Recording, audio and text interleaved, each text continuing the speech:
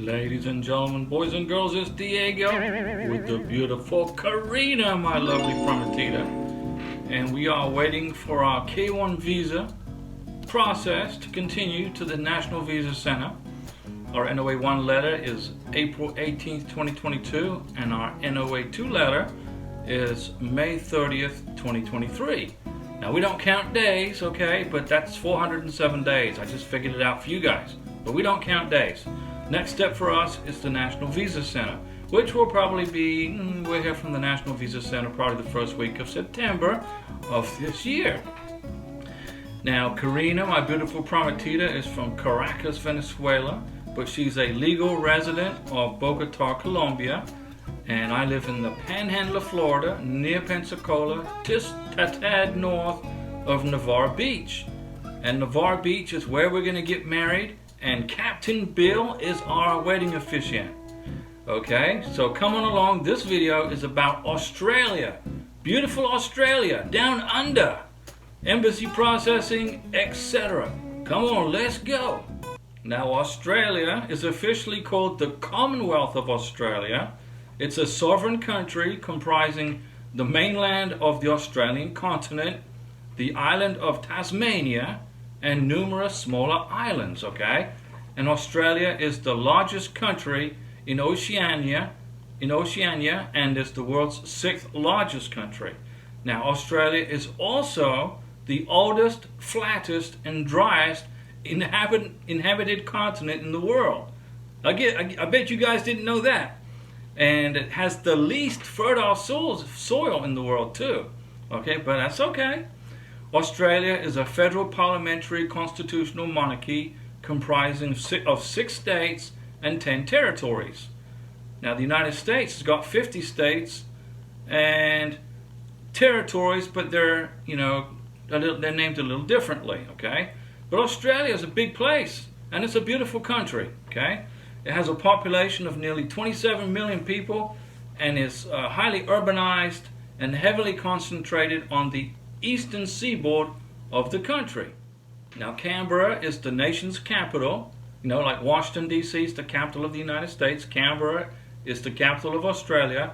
But most of its populous cities, the most populous, where everybody lives primarily, is in Sydney, which includes the U.S. Embassy, okay, or the U.S. Consulate. The next 4 largest cities are Melbourne, Brisbane, Perth, and Adelaide, okay?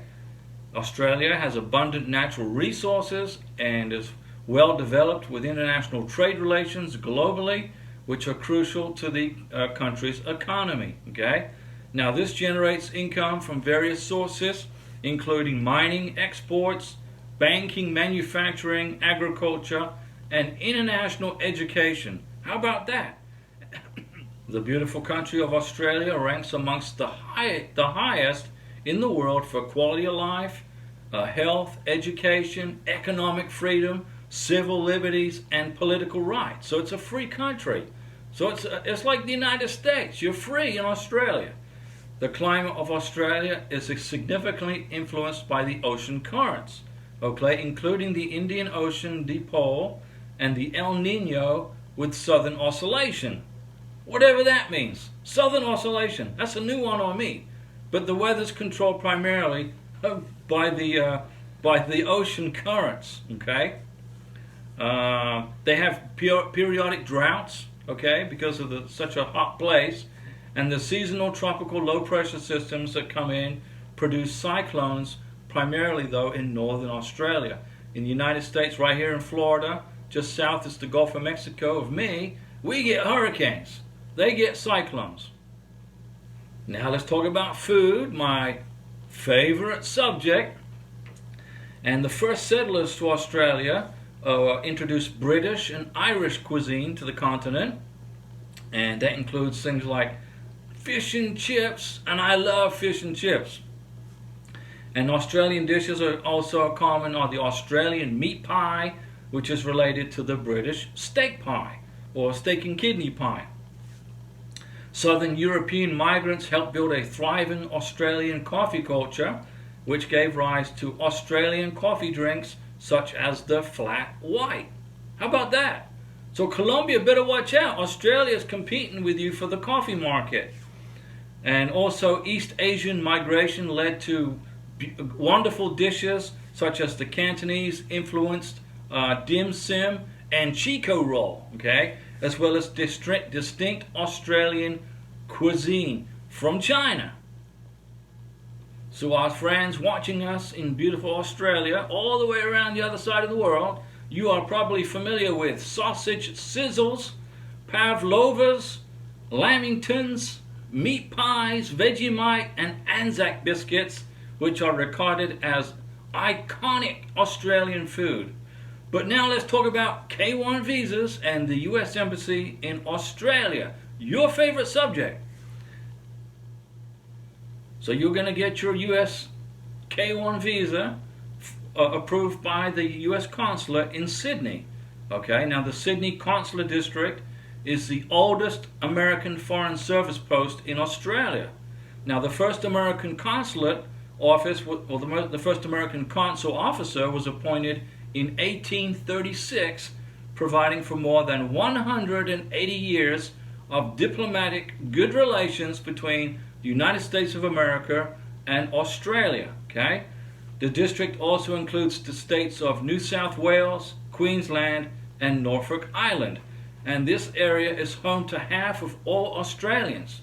So it's very populous. Okay, New South Wales is Australia's most populous and industrialized state. Okay, Sydney is the capital and is Australia's largest city and most important port.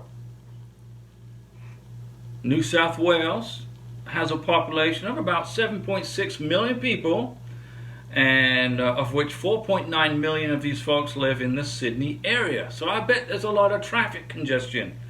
Queensland has a population of 4.7 million people, and around half of those folks, about 2.3 million people, live in the greater Brisbane area, and there are around 170,000 U.S. citizens in New South Wales and 80,000 U.S. citizens in Queensland at any given time. So there's a lot of Americans in Australia. Now, the good news is in fiscal year 2022, 127 K1 visas were approved by the U.S. Consulate, the State Department in Australia. The busiest month for getting a K1 visa is August, and the least busiest month was May. Now this is important information. Immigrant visas, K1 visas, are only processed by the U.S. Consulate in Sydney. Okay, that's the only place. And the address to the U.S. Consulate in Sydney is right here. That's the address. And if you would like to email the consular officer and inquire about K1 visas, this is the email address right here. Okay, and then this is the phone number. Okay, now when you if you send an email to the consular officers over the weekend or on Australian and U.S. public holidays, your email will be responded to on the next business day. Okay, so they don't respond to emails over the weekend, so don't write to them on a Friday night, because you won't hear back until Monday morning or afternoon. Now, visa processing times to schedule a K1 visa interview at the consulate in Sydney averages between 47 to 65 days. Okay, so there you go. You got the information, you got the contact information. You know how many visas were processed last year. The embassy's open, well, the consulate is open for business. And thanks for watching, ladies and gentlemen, boys and girls. Don't forget the live stream on Wednesdays at 5 p.m., Saturdays at 7 p.m., and Sundays at 11 a.m. I will answer all your K1 visa questions, and if I don't know the answer, I'll find it. Now, I'm not an immigration attorney. I do not work for USCIS, and I do not give any legal advice. But I've been through this K1 visa process successfully now, and this is my second rodeo.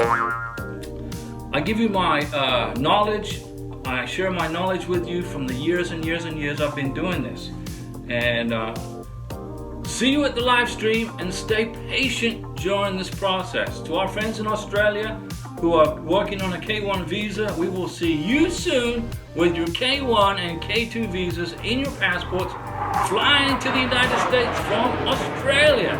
See you when you get here. I'll be back.